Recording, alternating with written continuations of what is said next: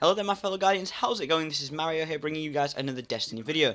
In the background you'll be seeing some gameplay from the Destiny beta from the Explore game mode. But today I'm going to be doing a full review of the Destiny beta. I'll be going over lots of things including gameplay, character customization, the story, the Crucible and a bunch of stuff like that. And much more, so stick around and I'll show you this. And also this video, unlike the other informational ones that I do, this one's going to be unscripted, so if I say stuff I don't know what I'm saying, I'm just saying it normally, that's because I pretty much don't know what I'm saying. So let's get right into things. So just a few notes before I actually start the review. I wanted to tell you guys how much experience I've had in the beta, just so you get around an idea of how much I do know and how much, so you might trust me a bit more with my review. So I played the beta for almost 60 hours, and if you want the precise amount of time, I played it for 59 hours and 48 minutes. I got 10,423 kills, and this is all across all characters, by the way. And I played 218 separate games, so I have played the beta quite a bit. Maybe not as much as some people, but I did play it for a very long time. Another thing, almost all of the negative points that I'll be doing will be at the end of the video in a separate section. I'll be doing just negative points at the end of the video, and a lot of the stuff I'll say before will be very positive, just to let you guys know that. And a lot of the negative things will also be ready for the launch release, the full release of the game in September 9th. A lot of the negative was just stuff that I didn't like about the beta for the beta itself. And I'll also be leaving timestamps in the description if you want to jump to different parts of the video. So let's get right into the review then, guys. So the first thing I'll be talking about is the gameplay, which will be stuff like graphics, controls, and the menus that were in the game and how easy they were to use.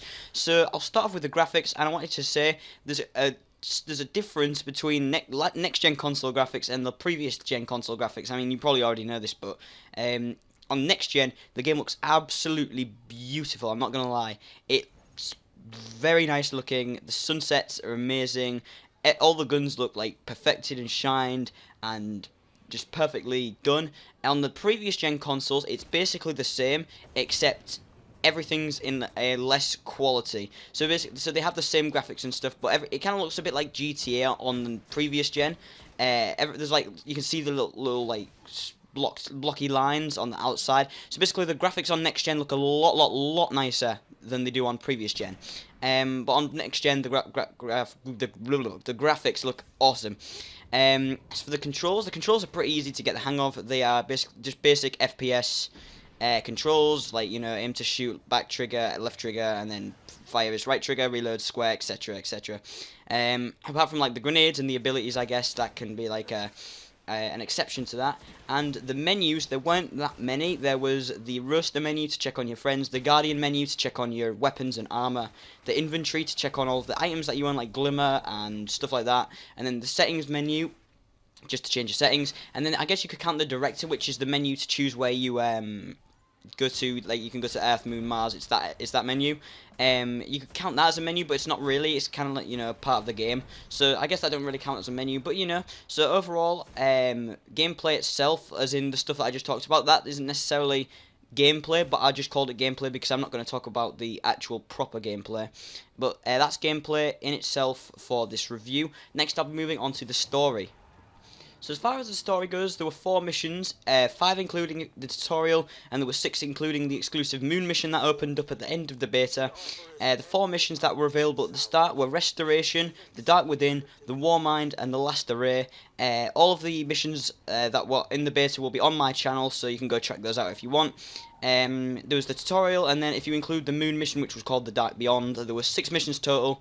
I won't spoil anything in this video about the lore, but again, if you want to go watch the videos, they're on my channel, or they will be rather, once I upload them all.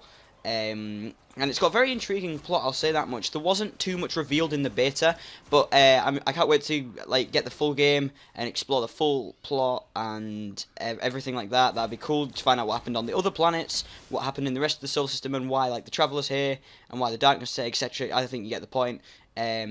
So yeah, and then the different mechanics of the story, there were a bunch of different types of missions. Sometimes you'd be killing waves of enemies whilst you're protecting a machine that your ghost is hacking.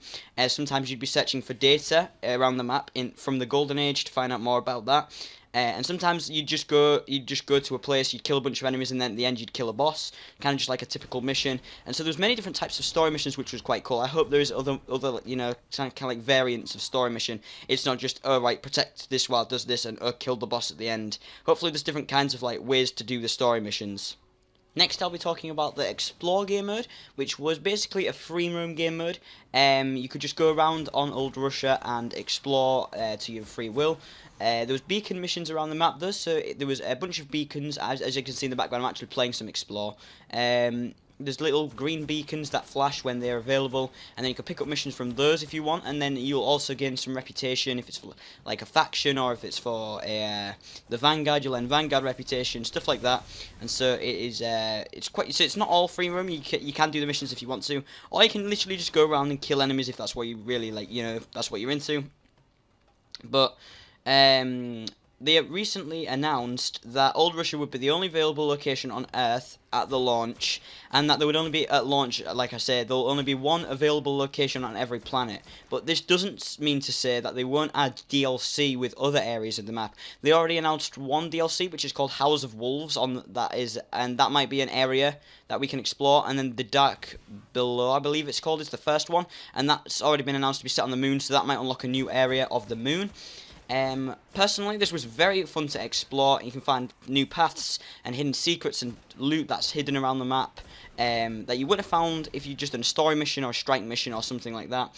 I actually spent most of my time in this game mode, and it was really fun to just go around finding loads of loot chests, killing loads of enemies to get a bunch of different weapons and armor. And then when I get an engram, I'd go back and I wouldn't get something good, and I'd be like, oh god damn it, now I need to go back out and get more. The only problem was, I'll actually save that to the end, but I'll say I can't wait to explore other areas and planets in this game mode, because I know I will have a bunch of fun doing it, because Earth isn't even the biggest map, so if you thought Earth was big, then you haven't seen the full game yet. So I'm going to take a break from the game modes really quickly just to talk about the loot and the gear in the game. So loot and gear can be found by completing missions, just going on explore missions, or by purchasing them at the tower. In the strike mission, which was the Devil's Lair, I'll talk about the strike mission soon, but in the strike mission you would always gain 2 pieces of uncommon or green loot. That's what I found anyways. And for me it was always a weapon and a piece of armor. I don't know if it was the same for everyone else, but that was for me anyways.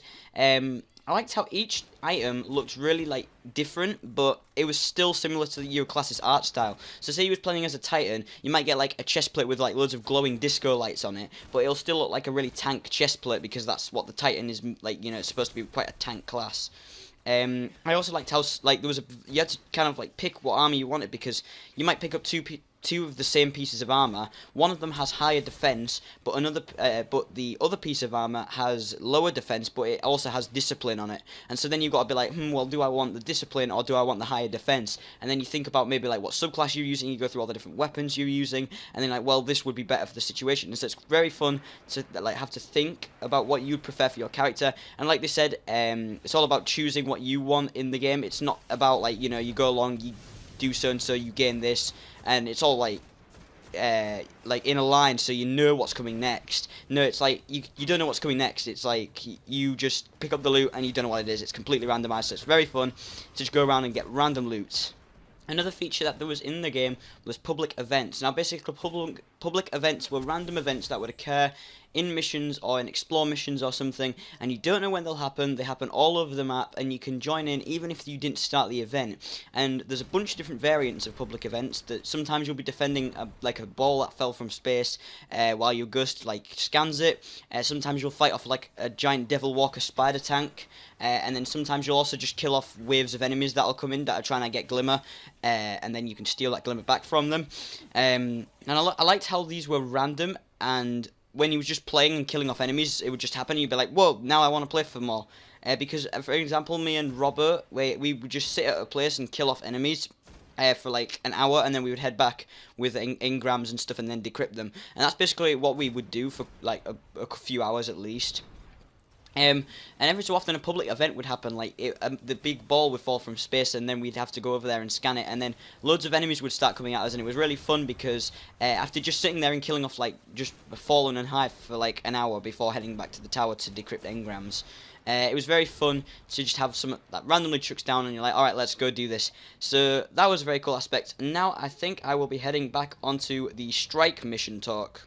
Next I was talking about strike events. So basically the strikes take about 45 minutes to complete. And on the one that was available in the beta, which was the Devil's Lair, there was 3 different like main places in the strike that you had to conquer.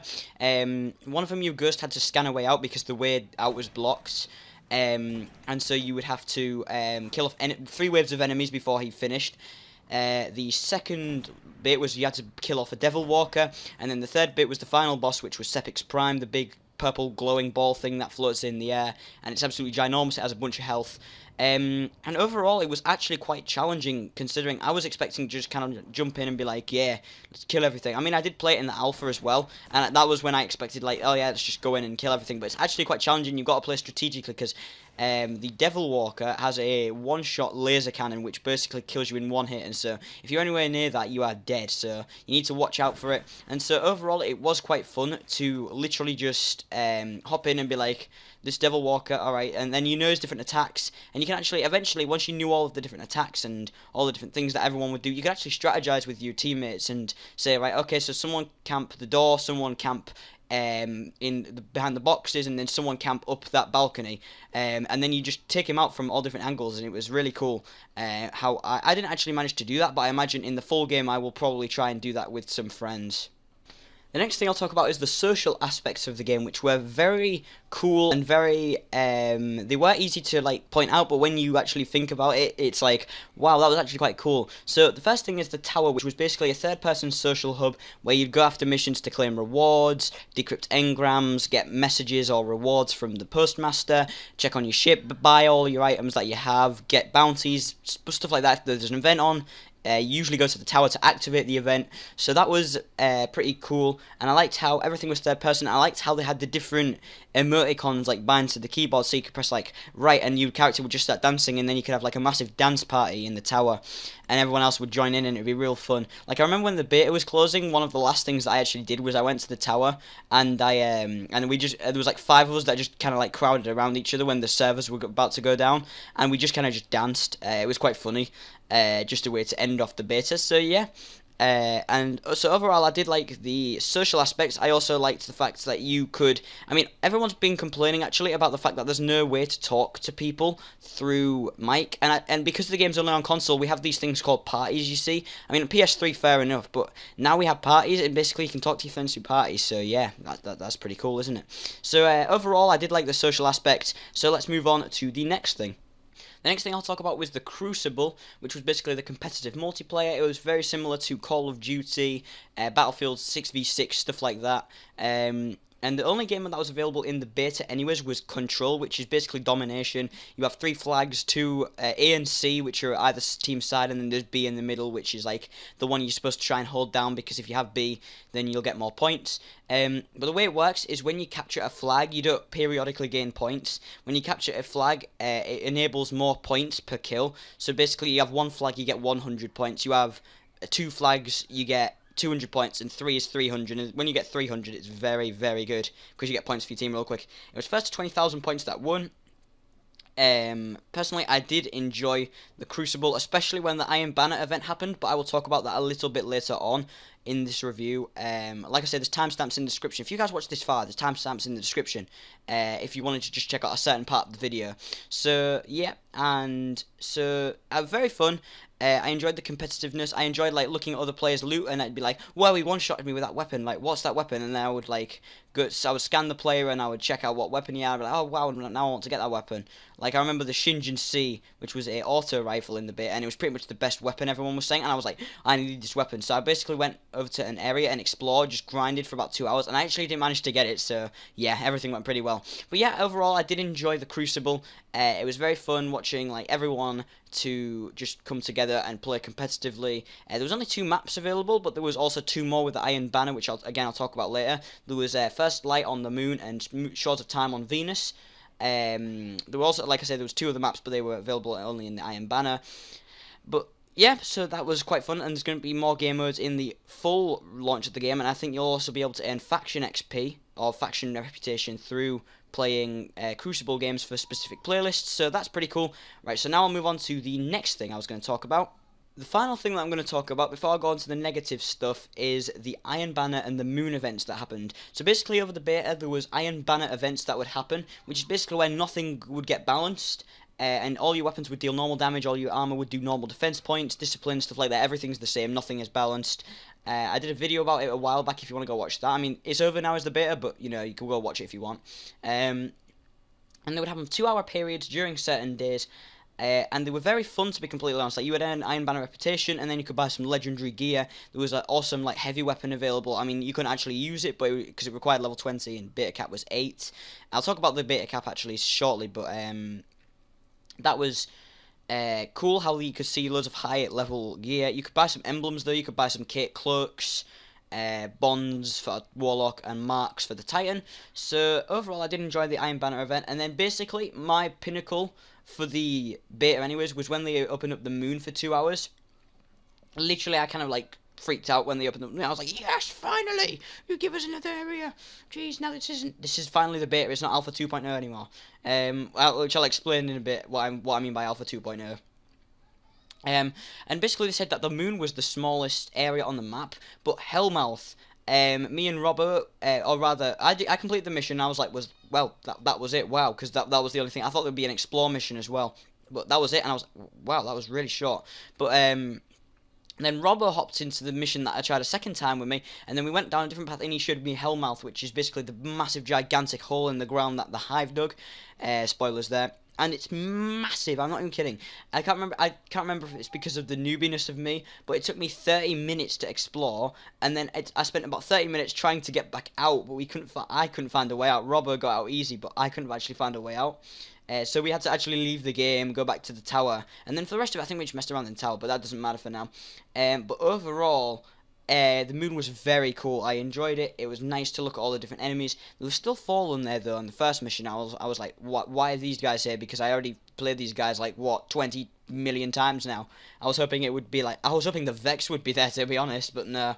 I doubted it. Anyways, so that was the moon. I did enjoy the special events. They were quite cool. Hopefully, in the full game, they'll do different kinds of special events. So now I'm going to talk about the negative points of the beta.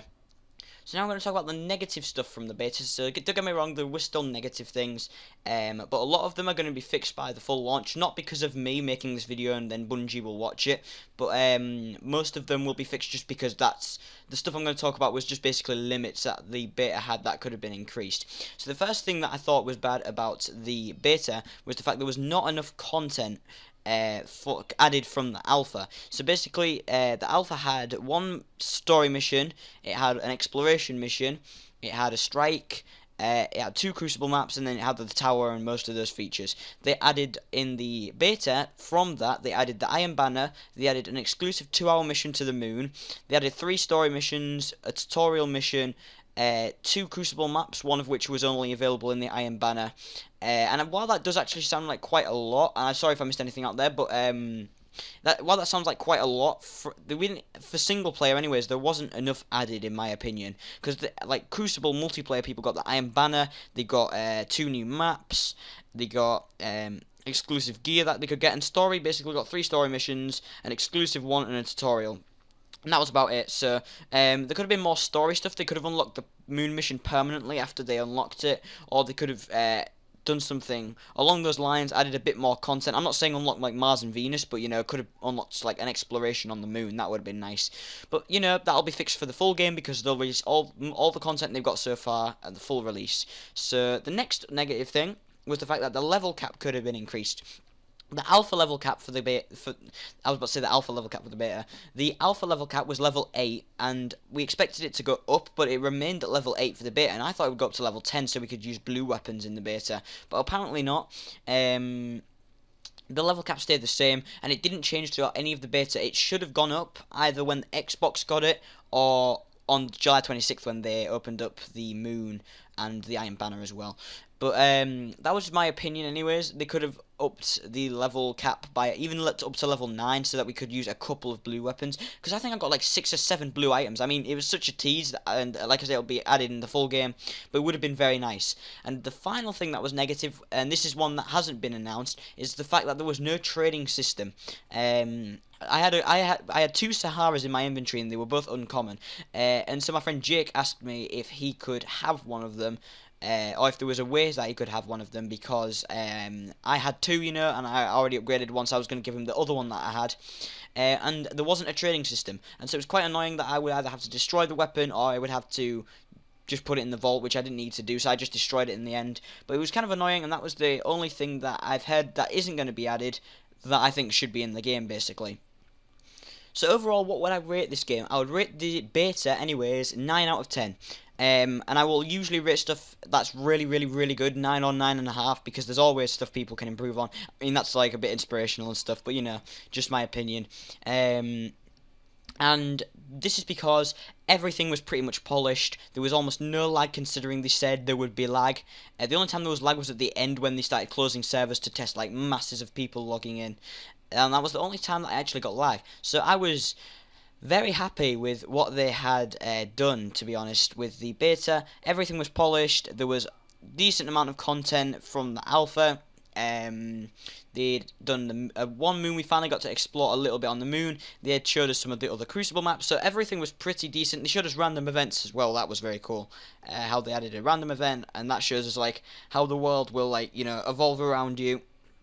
And they'll be like, alright, oh, here, there's a random event that you can join in. You can get some awesome exclusive loot for this one time for the next, like, 3 hours. If they do more of that, that would be very impressive.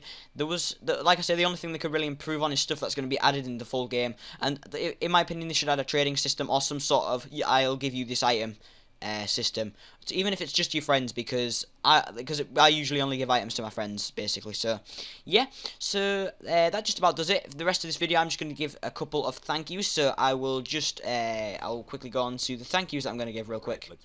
So there's a couple of thank yous I'd like to give to certain people for either trying out the beta or like playing with me a lot through the beta.